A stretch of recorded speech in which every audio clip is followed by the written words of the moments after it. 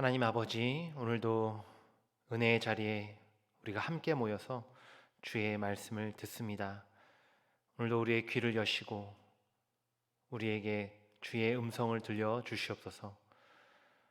또한 우리의 메말랐던 심령이 다시 한번 성령의 단비로 적셔져서 옥토가 되게 하셔서 오늘도 말씀의 씨앗이 떨어질 때에 우리의 삶에서 백배의 결실을 맺는 역사가 나타나게 하여 주시옵소서. 참으로 이 시대가 어둡고 또 황량하고 또 절망 가운데 있습니다. 아버지, 그러한 이런 상황 가운데서도 우리 그리스도인들은 절망 가운데서 소망을 품고 또 미래에 대한 기대와 또 하나님의 회복을 증거하는 자들인 줄 믿습니다. 우리 한 사람 한 사람 믿음에 더욱더 힘을 더하여 주시고 또한 반드시 이 어려운 가운데서도 우리를 구원하실 주님, 또 회복하실 주님에 대한 기대로 이 세상에 대해 그 주님을 증거하고 또 우리 삶을 통해서 그것을 보여주는 그리스도인들이 되게 하여 주시옵소서. 오늘도 말씀을 듣고 또 그것으로 인해서 성령 충만하게 하여 주셔서 오늘도 이 땅에서 살아갈 새로운 힘을 얻고 돌아가는 이 귀한 은혜의 시간으로 삼아 주시옵소서. 감사드리며 예수 그리스도 이름으로 기도하옵나이다. 아멘.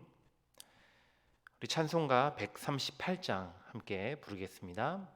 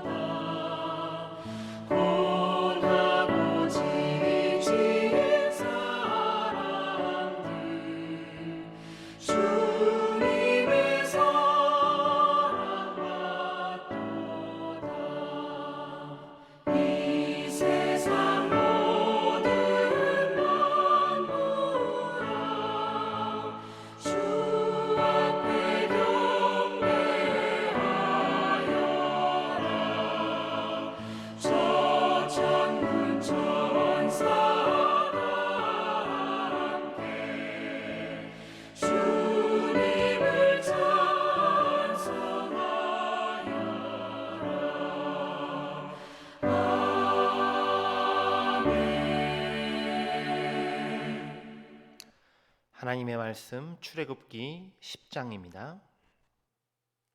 출애굽기 10장 21절부터 29절까지 제가 읽어드리도록 하겠습니다.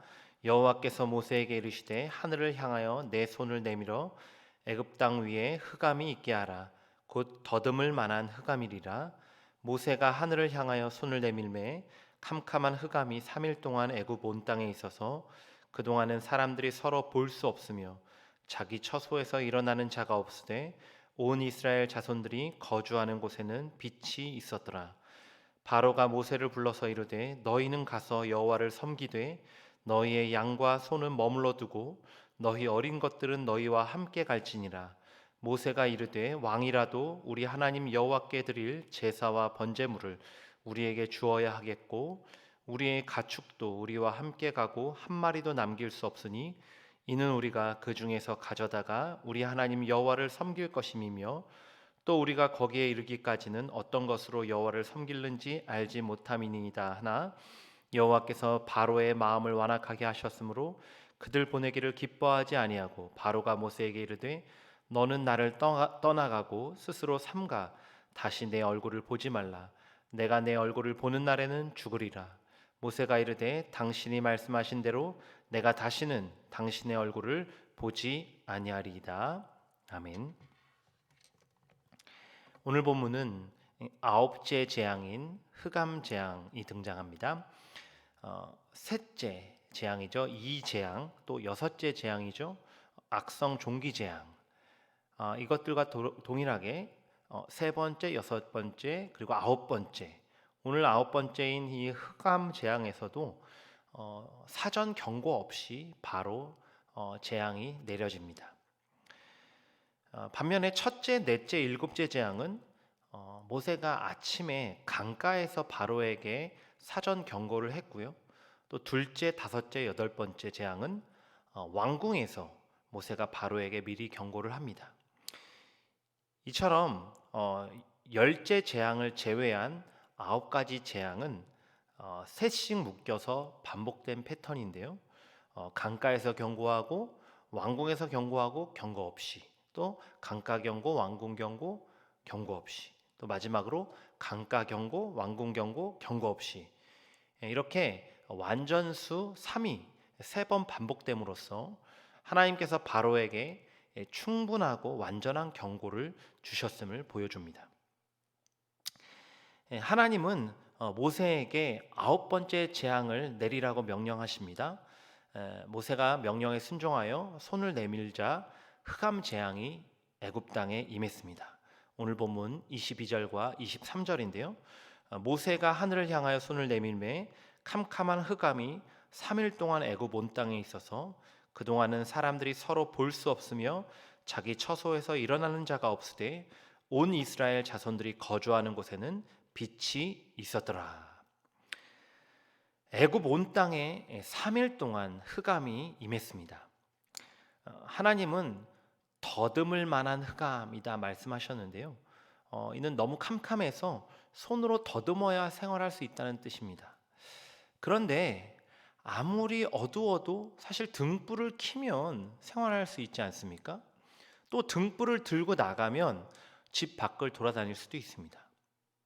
그런데 흑암 재앙은 더듬어야 생활할 수 있고 집 밖에 나갈 수 없어서 서로 볼 수 없었다. 그렇게 말씀하는데요. 그래서 학자들은 이것이 모래 폭풍에 의한 어둠이 아니었나라고 예상을 합니다. 실제로 사막이 가까운 이집트에는요, 모래 폭풍은 흔한 일이었습니다. 심한 모래 폭풍이 빛을 가릴 정도로 집 밖에 다닐 수 없게 하는 거죠. 하나님은 유례 없는 모래 폭풍, 아주 강력한 모래 폭풍을 3일 동안 불게 하셔서 애굽을 흑암 가운데 있게 하셨을 거다라는 해석입니다. 상당히 설득력 있는 해석입니다. 하지만 본문이 강조하는 것은 흑암의 형태가 아니라 흑암과 빛의 대조죠. 애굽 땅에는 3일 동안 흑암이 가득했고요. 반대로 이스라엘 땅에는 빛이 있었다. 그렇게 기록합니다. 빛이 있었다. 물론 모래폭풍의 영향이 고센 땅에만 없었음을 뜻할 수도 있죠. 하지만 그런 것보다 더 중요한 것은 애굽의 태양의 신 레의 심판입니다. 애굽의 태양의 신 레라는 신이 있었는데요. 애굽 사람들은 이 태양의 신을 섬겼습니다. 그리고 더 중요한 건 특별히 이 태양 신의 아들이 누굽니까? 바로 바로죠. 바로는 태양 신의 아들로서 애굽의 빛을 선사하는 자로 그렇게 백성들은 섬겼습니다. 그런데 태양 신과 그의 아들 바로가 다스리는 땅에는 어둠이 가득한데, 흑암이 가득한데, 반면에 이스라엘 땅 고센에는 빛이 있었습니다. 애굽 사람들과 이스라엘 모두는 여호와만이 참 하나님이심을 보게 되죠. 이는 후에 11장 3절 내일 본문이죠. 후에 애굽 백성들이 하나님과 모세를 위대하게 보는, 경외하는 눈으로 보게 되는 전조가 됩니다. 흑암의 고통 속에서 또다시 바로는 모세를 부르죠. 그리고 세 번째 협상이자 마지막 제안을 합니다. 오늘 본문 24절인데요.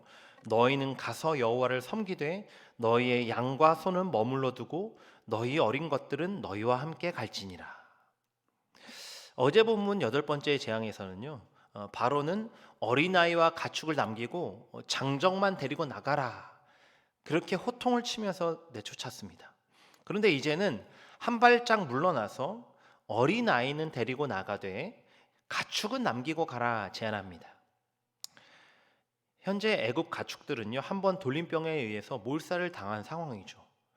그래서 이스라엘의 가축은 애굽의 농업과 경제에 있어서 매우 중요했습니다. 그걸 포기할 수가 없는 거죠. 또 광야에서 유목 생활을 해야 할 이스라엘인데요, 그런 그들에게 가축이 없으면 결국 애굽으로 귀환할 것이다 라는 바로의 책략이 깔려 있기도 한 것입니다. 그러나 모세는 바로의 이 제안, 세 번째이자 마지막 제안을 단호하게 거절하는데요, 25절과 26절에서 다음과 같이 대답합니다. 왕이라도 우리 하나님 여호와께 드릴 제사와 번제물을 우리에게 주어야 하겠고 우리의 가축도 우리와 함께 가고 한 마리도 남길 수 없으니 이는 우리가 그 중에서 가져다가 우리 하나님 여호와를 섬길 것임이며, 여호와를 섬길 것임이며. 모세는 가축만은 남기고 가라는 이 바로의 제안에 오히려 왕이라도 제사와 번제물이 될 가축을 우리에게 줘야 한다 주장합니다. 여기서 제사라고 번역된 단어는 희생물이라는 뜻입니다. 우리의 가축을 한 마리도 남길 수 없다, 한 마리도 남기지 않고 가겠다, 이렇게 단언합니다. 모세가 파라오 그 제국의 왕 앞에서도 이토록 단호할 수 있었던 것은요, 가축은 곧 하나님께 드릴 제물이 되어야 하기 때문이죠. 이스라엘은 출애굽하여 광야에서 여호와를 섬겨야 합니다. 제사를 통해서 하나님을 섬기는 것이 그들이 애굽을 떠나는 목적이죠. 그런데 가축이 없으면 하나님께 제사를 드릴 수 없고요, 하나님을 올바로 섬길 수가 없는 거죠. 즉 가축은 이스라엘이 애굽을 떠나는 근본 이유, 곧 목적을 이루기 위한, 하나님을 제사하기 위한 목적을 이루기 위한 필수 요소입니다.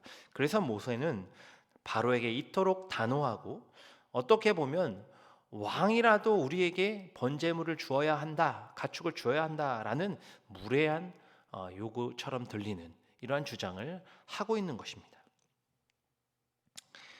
바로는 모세의 대답을 듣고 분노합니다. 그리고 최후 통첩을 날리는데요, 28절이죠. 너는 나를 떠나가고 스스로 삼가 다시 내 얼굴을 보지 말라. 내가 내 얼굴을 보는 날에는 죽으리라. 바로의 말에 모세 역시 대답합니다. 29절이죠. 당신이 말씀하신 대로 내가 다시는 당신의 얼굴을 보지 아니하리이다. 모세와 바로는 어릴 적부터 왕궁에서 함께 자란 형제와도 같은 사이였습니다. 하지만 바로의 이 완악한 마음은 결국 둘 사이를 완전히 갈라놓았죠. 모세는 반복해서 바로의 거짓 회개에도 불구하고 자비를 베풀었습니다. 하나님께 기도해서 재앙을 거둬 주었습니다. 고집을 꺾지 않는 바로를 끊임없이 설득했죠. 하지만 끝끝내 다시 보는 날에는 죽이겠다라는 바로의 최후 통첩에 모세 역시 응합니다. 세상 민족이죠. 곧 애굽을 대표하는 바로와 하나님의 민족 이스라엘을 대표하는 모세는 이렇게 영원히 결별하게 됩니다. 오늘 본문을 통해서 우리는 어둠과 빛의 대조를 보게 되죠. 세상이 아무리 어두워도 그리스도인에게는 빛이 비춥니다. 우리 안에서 세상의 빛이신 예수 그리스도께서 사시기 때문이죠. 오늘 이 시대에는 코로나로 인해서 그 어느 때보다도 지륵 같은 어둠 가운데 있습니다. 한 치 앞도 볼 수 없어 사람들은 미래를 더듬거리고 있습니다. 서로를 볼 수 없이 자기 처소에 머물러 있죠. 하지만 이런 상황 속에서도 하나님의 백성, 참 이스라엘인 우리에게는 빛이 있습니다. 고난과 역경을 견디고 이길 힘이 주님으로부터 계속해서 공급되기 때문입니다. 오늘 우리가 세상 사람들과 같이 절망하지 않기를 바랍니다.